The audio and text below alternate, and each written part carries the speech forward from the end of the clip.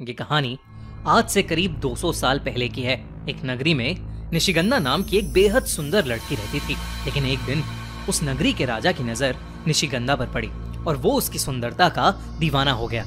एक रात उसने निशिगंधा को अपने राजमहल में बुलवाया और उसे अपने कमरे में ले गया। इससे पहले कि निशिगंधा कुछ समझ पाती, राजा उसके साथ जोर जबरदस्ती करने लगा और उसी छीना झपटी में राजा के सर पर चोट लग गई और उसकी वहीं मौत हो गई।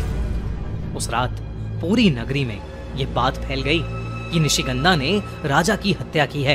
कुछ लोगों ने कहा कि निशिगंधा इंसान के रूप में एक चुड़ैल है जिसने उनके राजा की जान ले ली और इसी वजह से नगरी के लोगों ने निशिगंधा को जिंदा जला दिया। लेकिन निशिगंधा का जला हुआ शरीर एक तांत्रिक को मिला और उस तांत्रिक ने अपने काले जादू से निशिगंधा को वापस जिंदा कर दिया। पर अब निशिगंधा पहले की तरह इंसान नहीं थी, बल्कि अब वो सच में एक चुड़ैल बन चुकी थी। एक ऐसी चुड़ैल जिसको प्यास थी सुंदरता, ताकत और अमर होने की। लेकिन उस तांत्रिक ने निशिगंधा चुड़ैल को बताया कि उसे अमर होने के लिए 16 श्रृंगार चाहिए थे।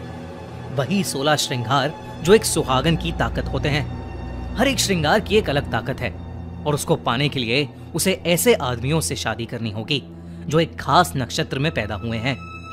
लाल चांद की रात उस आदमी से शादी करके उसी रात निशिगंधा को अपने पति की बलि चढ़ानी होगी और हर बलि से उसे मिलेगी एक श्रृंगार की शक्ति। और तब से एक छोटी सी नगरी में रहने वाली आम लड़की निशिगंधा बन गई सुहागन चुड़ैल। ज्यादातर लोग सुहागन चुड़ैल को एक डरावने किस्से या कहानी की तरह समझते थे जो बस किताबों तक ही सीमित था। पर अर्जुन के साथ जो हुआ उसके बाद सुहागन चुड़ैल के होने या ना होने का सच हमेशा हमेशा के लिए साबित हो गया। ये कहानी अर्जुन और रानी की है। उन दोनों की नई नई शादी हुई थी और वो जयपुर में एक साथ रहते थे। एक दिन वो दोनों एक वीकेंड रोड ट्रिप से अपने घर वापस जा रहे थे। रास्ते में अर्जुन ने चाय पीने के लिए गाड़ी एक रेस्टोरेंट के पास रोकी। चाय की चुस्कियां भरते हुए अर्जुन और रानी आपस में बातें कर ही रहे थे कि तभी उस रेस्टोरेंट के अंदर एक बेहद खूबसूरत लड़की आई। वो लड़की देखने में इतनी सुंदर थी कि अर्जुन की आंखें मानो उस पर जम सी गई थीं। वो बस एक टक लगाए उसे देखे ही जा रहा था। रानी ने अपना हाथ उसके सर पर मारा जिससे अर्जुन वापस होश में आ गया। कुछ देर बाद वो लड़की अर्जुन और रानी के टेबल के पास से गुजरी और अर्जुन को उस लड़की से एक ऐसी खुशबू आई कि वो मदहोश हो गया। उसका शरीर मानो खुद से उस लड़की की तरफ खिंचा चला गया और वो अपनी कुर्सी से उठा और उस लड़की के पीछे चला गया। अर्जुन ने उस लड़की के पास जाकर उसे अपने साथ बिठाकर चाय पीने के लिए इनवाइट किया। वो लड़की अर्जुन और रानी के साथ ही टेबल पर बैठ गई। रानी अर्जुन की इस हरकत से बिल्कुल खुश नहीं थी और तो और रानी को वो लड़की बहुत अजीब सी लग रही थी क्योंकि उसने बेवजह बहुत सी एक्सेसरीज पहनी थी।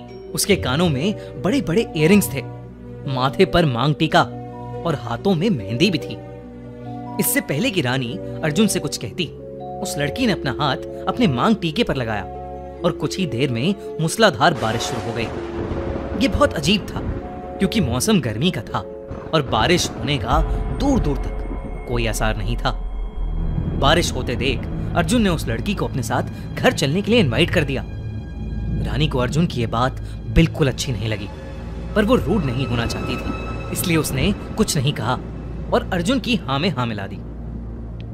चौंका देने वाली बात यह थी कि उस लड़की ने दो अनजान लोगों के साथ उनके घर जाने में एक बार भी संकोच नहीं किया। घर आने के बाद रानी किचन में खाना बनाने चली गई और अर्जुन उस लड़की के साथ ड्राइंग रूम में बैठे बातें कर रहा था।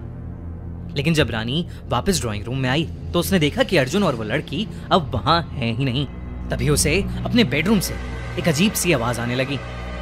रानी जैसे ही कमरे के नजदीक पहुंची तो उसने देखा कि अर्जुन अपने बिस्तर पर सो रहा था और वो लड़की पास की कुर्सी पर बैठी हुई अर्जुन को घूरे जा रही थी। लेकिन जब रानी ने कमरे में लगे शीशे से उस लड़की की रिफ्लेक्शन देखी तो उसके पैरों तले जमीन खिसक गई। रानी को शीशे में उस लड़की का चेहरा जला हुआ नजर आ रहा था। उसका भयानक चेहरा देखकर रानी का दिल दहल गया। उसे समझ नहीं आ रहा था कि वो क्या करे। तभी उस लड़की की नजर रानी पर गई और रानी को अजीब से चक्कर आने लगे। कुछ ही पलों में रानी बेहोश होकर नीचे गिर गई। कुछ देर बाद जब रानी की आंख खुली तो उसने देखा कि अब वो घर में बिल्कुल अकेली थी। अर्जुन और वो लड़की अब घर में थे ही नहीं। रानी बहुत ज्यादा परेशान हो गई और अर्जुन को बार बार कॉल करने लगी, पर अर्जुन ने उसका फोन ही नहीं उठाया। हार मानकर रानी बस पुलिस को फोन मिलाने ही वाली थी कि तभी उसकी डोरबेल बज उठी। रानी ने भागकर दरवाजा खोला, पर दरवाजा खोलते ही जो उसे दिखा उसे देख उसके होश उड़ गए। दरवाजे की दूसरी तरफ अर्जुन और वो लड़की शादी के कपड़ों में खड़े थे। दोनों के गले में वरमाला थी। अर्जुन ने रानी को बताया कि उसने उस लड़की से शादी कर ली है। रानी ये देखकर सुन्न पड़ चुकी थी। उसके दिमाग में सिर्फ उस लड़की का वो जला हुआ चेहरा नजर आ रहा था। अर्जुन रानी को वहीं खड़ा छोड़ उस लड़की के साथ बेडरूम में जाने लगा और तब रानी को दिखा कि उस लड़की के पैर उल्टे हैं। रानी को अब यकीन हो गया था कि वो लड़की एक चुड़ैल थी जिसने अर्जुन को अपने वश में कर लिया था। रानी को समझ नहीं आ रहा था कि आखिर वो अर्जुन को कैसे बचा सकती है। उसने जैसे ही पुलिस को कॉल करने के लिए अपना फोन उठाया तभी उसे जोर से अर्जुन के चीखने की आवाज आई। रानी दौड़कर कमरे में पहुंची तो उसने देखा कि वो लड़की अपने असली रूप में आ चुकी थी। उस लड़की की बॉडी आधी जली हुई थी और उसका चेहरा बहुत भयानक दिख रहा था। वो जोर जोर से हंस रही थी। डर के मारे रानी की रूह कांप उठी थी। देखते ही देखते उस चुड़ैल के हाथों से मेहंदी निकलकर जमीन पर गिरने लगी और रेंगती हुई अर्जुन के शरीर पर चढ़ गई। उस चुड़ैल की मेहंदी ने अर्जुन को जकड़ लिया था।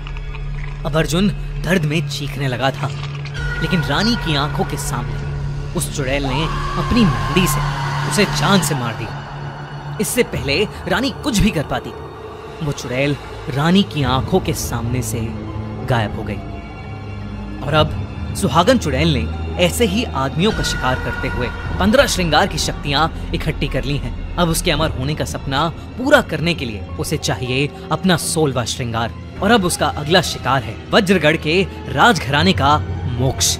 लेकिन बाकी लड़कों की तरह मोक्ष अकेला नहीं है। उसके पास है दिया के प्यार की ताकत और दिया का एक शक्तिशाली लॉकेट जो शायद बनेगा मोक्ष का सुरक्षा कवच और लड़ेगा उस सुहागन चुड़ैल से।